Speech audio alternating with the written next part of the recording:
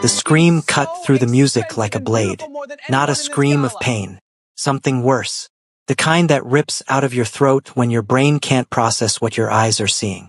Priya Nolan set her champagne glass down slowly. Across the Meridian Grand Ballroom, Chicago's most exclusive venue, the kind of place where a table cost more than most people's cars, every conversation had stopped. Every head turned toward the entrance. And Priya understood why.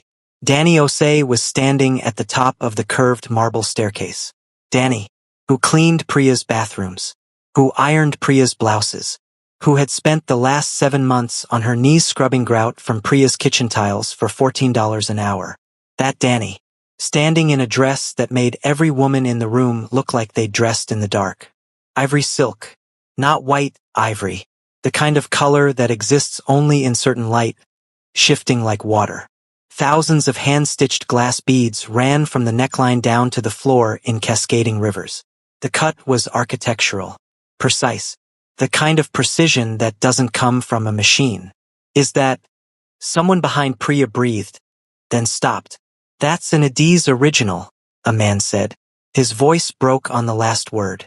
I covered the Adiz runway show in Milan. That dress. That's the dress. From the closing night. That dress isn't for sale, a woman whispered. It was never for sale. The family keeps all the closing pieces. Priya felt the floor tilt beneath her heels. No, this wasn't how tonight was supposed to go. 3 days earlier, Priya had been standing in her walk-in closet with 2 of her closest friends, Jade Moreau and Skylar Fitch, watching Danny fold a cashmere throw on the bed in the next room. I have an idea, Priya had said, in a voice loud enough to carry. She'd walked to the bedroom doorway. Danny. A pause to make sure Jade and Skylar were positioned behind her. I'm hosting a table at the Meridian Gala on Saturday, the charity event. You've probably seen the invitations on my desk. Danny had looked up, brown eyes steady. She never reacted too much, which Priya had always found irritating. Tickets are $8,000 each, Priya continued. I've decided to give you one. A silence stretched. It's exclusive. Everyone who matters in this city will be there. I thought you deserved a night out. She'd let the smile sit long enough to sting. Wear whatever you have. I'm sure you'll find something appropriate. She turned back to her friends. They'd made it to the hallway before the laughter started. Quiet, vicious. A sound Priya would later wish she could take back. Did you see her face? She's gonna show up in something from Target. The whole room is going to know she's the help. Behind the half-closed bedroom door, Danny had stood very still folding the cashmere throw. Her hands moving on habit while her mind moved somewhere else entirely. She'd let the laughing voices fade down the hallway. Then she'd set down the throw, walked to her bag, pulled out her phone, stared at a contact she hadn't called in 6 months. Pressed call. Mama, she said when the line picked up. I need the ivory dress. Here's what Priya Nolan didn't know about the woman scrubbing her floors. Danny Osei's mother was Adiz Osei. If you didn't recognize that name, you weren't in fashion. Adiz had built one of the most respected design houses in the world from a single rented studio in Lagos. By the time Danny was 12, Adiz gowns were on Grammy stages and royal balconies. By the time Danny was 16, museums were requesting pieces for permanent exhibitions. By 20, Adiz's work had been on the cover of every major fashion publication on 3 continents. Danny had grown up inside that empire. Private schools, apartments in London and New York, front row seats at every show, a name that opened doors so fast, she'd never once had to knock. And that was the problem. At 24, Danny had realized she didn't know who she was without the name. Every friendship, every opportunity, every room she'd ever walked into. It had all come through the door of being Adiz's daughter. She couldn't separate herself from the inheritance. Couldn't know if anything she'd built was actually hers. So she'd made a deal with her mother. 1 year. Completely anonymous. No access to family accounts. No using the Osei name. A real job in a real city starting from nothing, to find out who Danny was when the name was stripped away. Her mother had cried, then agreed. One condition. If Danny ever truly needed her, she would be there within 24 hours. Danny had chosen Chicago, found the housekeeping agency, moved into a studio apartment with secondhand furniture and a mattress that was too soft. She'd learned what tired felt like in her feet. She'd learned what it meant to be invisible, to stand in a room and have people look past her, through her, around her, people like Priya Nolan who spoke to her the way you speak to a piece of furniture. She'd planned to finish the year. Then Priya had stood in the doorway with that smile, and everything had changed. Danny stared at her phone after the call ended.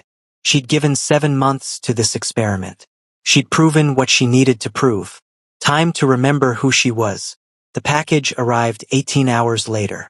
Not by courier van. By a black car with a driver who buzzed the apartment intercom and handed her a sealed garment case, followed by 4 more people. Her mother's head stylist, 2 assistants, a makeup artist, all of them carrying black cases of their own. "Your mother sends her love?" the stylist said, unzipping the main garment bag. "And her best work." The ivory dress came out like a living thing. It shifted in the apartment light, the glass beads catching and scattering every photon in the room. Danny had seen it once before, on the runway in Milan under stage lights, as the closing piece of her mother's most acclaimed collection. Critics had called it architectural poetry. A museum in Amsterdam had offered to buy it. Her mother had declined. And now it was here, in a studio apartment with second-hand furniture. Because Priya Nolan had wanted to see a housekeeper embarrass herself. There was a note in the garment case, handwritten. "You were never invisible. You were just choosing to be quiet. Come home when you're ready. Mama." Danny folded the note carefully and put it in her pocket. Then she sat down in the chair they'd set up by the window and let them get to work. 5 hours later, she looked in the mirror. The woman looking back didn't look like a housekeeper. Didn't look like Adi's daughter playing dress-up. Didn't look like anyone's idea of anything. She looked like herself. Finally, fully herself. She picked up her bag and walked out. Back in the ballroom, Danny descended the marble staircase. The crowd parted, not on purpose, not with any intention. The way crowds part when something moves through them that they don't quite know how to stand next to. Phones came up. Voices dropped. Someone near the bar actually dropped their drink. Priya was frozen. Jade had reached out and grabbed her wrist without realizing it. Danny crossed the ballroom floor like she'd been crossing ballroom floors her whole life, which she had. She moved through the parted crowd with no urgency, no performance, no anger on her face. Just a calm so complete it was almost unsettling. She stopped in front of Priya. "Mrs. Nolan." Her voice was warm. "Thank you so much for the invitation. This was incredibly generous of you." Priya's mouth moved. No sound. "You told me to wear whatever I had." Danny touched the dress once, lightly, at the waist. "I hope this is appropriate." Somewhere behind Priya, a man laughed. One sharp burst of startled sound, quickly swallowed. Jade had let go of Priya's wrist. Her voice was barely a breath. How did you, that dress?" "I know that dress. That's from the Adi's Milan show. My mother made it." The words dropped into a silence so complete that half the ballroom heard them. Jade's voice cracked. "Your mother is Adi's?" Danny tilted her head slightly. "Adi's Ose. Perhaps you've heard of her." Then the room erupted. Not all at once. In waves. A gasp. Then a ripple. Then the full roar of 200 people simultaneously processing the same impossible information. Priya stood at the center of it like a woman in the eye of a storm, and unlike storms, this one wasn't moving around her. This one was looking directly at her. Priya found out what it felt like to become invisible inside of 20 minutes. The conversations that stopped when she approached. The eyes that slid away.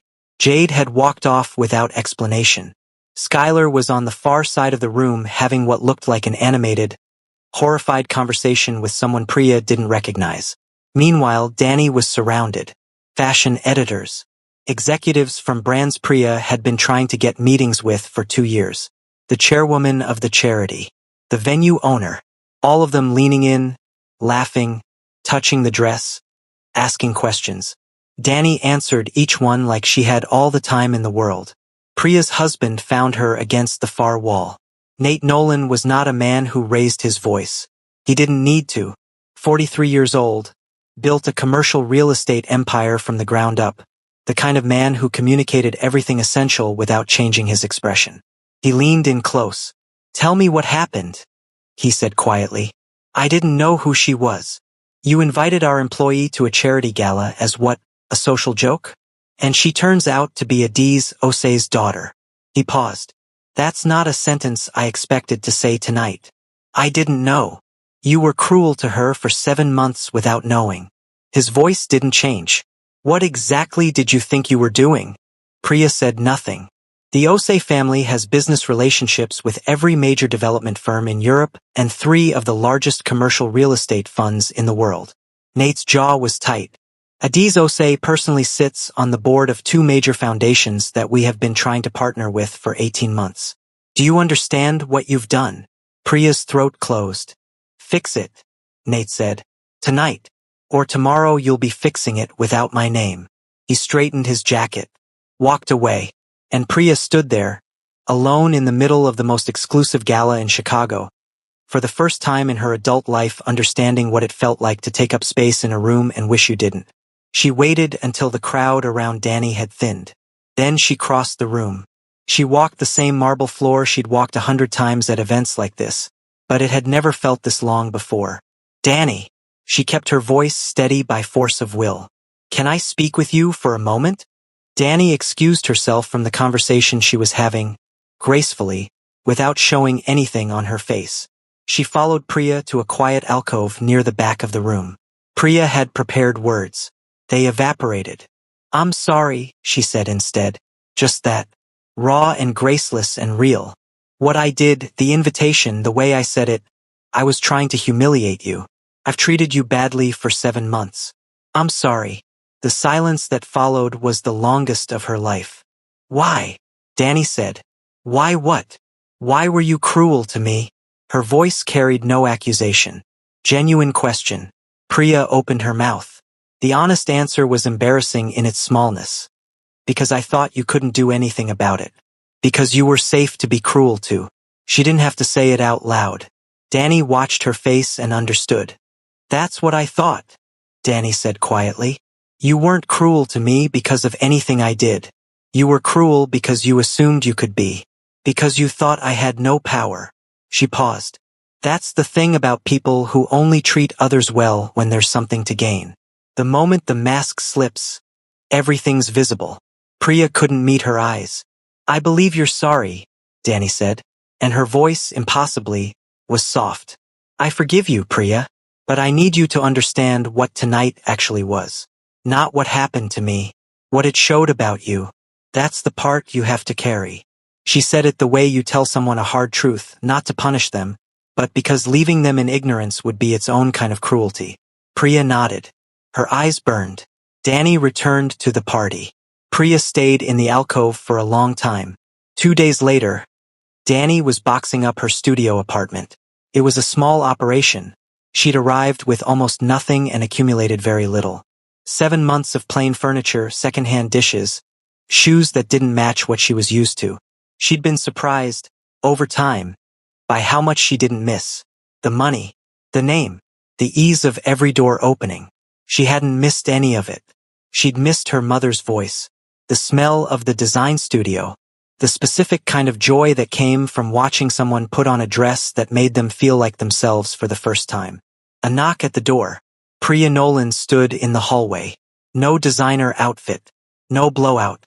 Just a woman in jeans and a simple coat. Her face a little older looking than it had been 2 days ago, in the way that some kinds of honesty age you. "I know you're leaving," Priya said. "I just wanted to say goodbye. Properly." Danny stepped back to let her in. Priya stood in the middle of the small apartment and looked around. At the second-hand furniture. The single plant on the windowsill. The neatly stacked boxes. "You really lived like this," she said. Not with pity. Something more like awe. "The whole time. That was the point." "What did it teach you?" Priya asked. And for the first time, it wasn't a performance. It was a real question from someone who genuinely needed to know. Danny was quiet for a moment. "That dignity doesn't come from the outside. Everyone I know from my old life moves through the world assuming they deserve to take up space because they were told to, because the world confirms it. But that assumption gets tested when it's removed. She picked up a stack of books and placed them in a box. I learned that I still knew who I was without the name. That was the real question. That's what I came here to answer. Priya sat down on the edge of the stripped mattress. I've been doing things differently this week, she said quietly. Small things. Noticing the way I talk to people I think don't matter. A pause. I had a lot of noticing to do. I know. I want to be better. Priya's voice was barely audible. I don't know how to become that without someone telling me I was terrible first. Danny smiled, the first real smile she'd offered her. Most of us don't. That's what this whole thing was about. After Priya left, Danny sealed the last box. She stood in the empty apartment for one moment. Looked at the walls where she'd spent 7 months becoming someone she'd always almost been. Then she picked up her bag and walked out without looking back. The Invisible Line collection launched 8 months later. Paris. Private venue near the Seine. The guest list included fashion editors, artists, celebrities who moved between continents like weather. Adiz stood at the door greeting arrivals in a red dress that had taken 3 months to make. But in the front row, 50 seats had been reserved. 50 people who had never attended a fashion show in their lives. Housekeepers, nannies, hospital orderlies, personal assistants. All of them dressed, for tonight, in pieces from the new collection. The collection was built around a single premise. Every stitch of clothing in the line had been designed in collaboration with domestic workers. Women and men who had spent their careers making wealthy lives possible without being credited for any of it. A portion of every sale went directly into a scholarship fund for their children. Danny stood backstage as the show began. Through a gap in the curtain, she could see the front row. Could see the faces of the housekeepers and assistants as the models came out. Her mother's work filtered through their stories. Some of them had their hands pressed to their mouths. A woman in the second seat from the left was quietly crying. Adiz appeared at her shoulder, took her hand without speaking. They stood there together and watched. After the show, the venue opened for mingling and Danny moved through the room, talking to the women from the front row, learning names and histories she should have been learning all along. Somewhere in the crowd, she spotted a face she hadn't expected to see. Priya Nolan had flown to Paris. She was standing near the back, holding her champagne glass with 2 hands, looking at the exhibition panels along the walls. Photographs of domestic workers from 15 countries, each one captioned with their name, their years of service, their dream for their children. She'd been looking at one panel for a long time. Danny walked over. "You came," she said. Priya turned. Her eyes were red at the edges. "I needed to see it." She gestured at the room, at the front row women still laughing with each other, at the collection, at the photographs. "I needed to see what you built from what I tried to break." Danny stood beside her and looked at the panel Priya had been studying. A photograph of a woman in her 50s, a hotel housekeeper for 22 years. The caption read, "She put 3 children through college. None of them know how hard it was." "That night," Priya said slowly, "when you walked into that ballroom, I thought you came to destroy me. I know, but you didn't. You could have." Her voice was quiet. "You had every reason to, and you didn't. Destroying you wasn't the point," Danny said. "The point was that the room needed to see what it looks like when you assume someone is less than you, and you're wrong. Not wrong because she turned out to be somebody famous." She paused. "Wrong because she was always somebody. Before the dress. Before the name. She was somebody because she was a person. That's all it takes." Priya looked at her for a long time. Then she nodded, the slow, deliberate nod of someone filing something permanent. "I'm volunteering now," she said, "at a workforce training center. It's uncomfortable in ways I didn't anticipate." A breath. "I keep realizing how small my world was." "That discomfort is good," Danny said. "Stay with it." They stood side by side in front of the photograph for another quiet moment. "Thank you," Priya said finally, "for not being what I expected. For being someone worth learning from even when I didn't deserve it." Danny picked up 2 glasses from a passing tray and handed one over. We're all works in progress, she said. Every single one of us. They touched glasses. The photograph watched from the wall. A woman who had put 3 children through college without anyone knowing how hard it was. Danny made a note to find out her name, her real name, and make sure it was somewhere permanent. She flew home the next morning. Her mother was asleep when she got in. It had been a long week. Danny moved quietly through the apartment, past the design studio with its bolts of fabric and pinned patterns and the singular organized chaos that she had grown up inside. She stopped in the doorway of the studio. On the dress form near the window, her mother had pinned a sketch. New collection.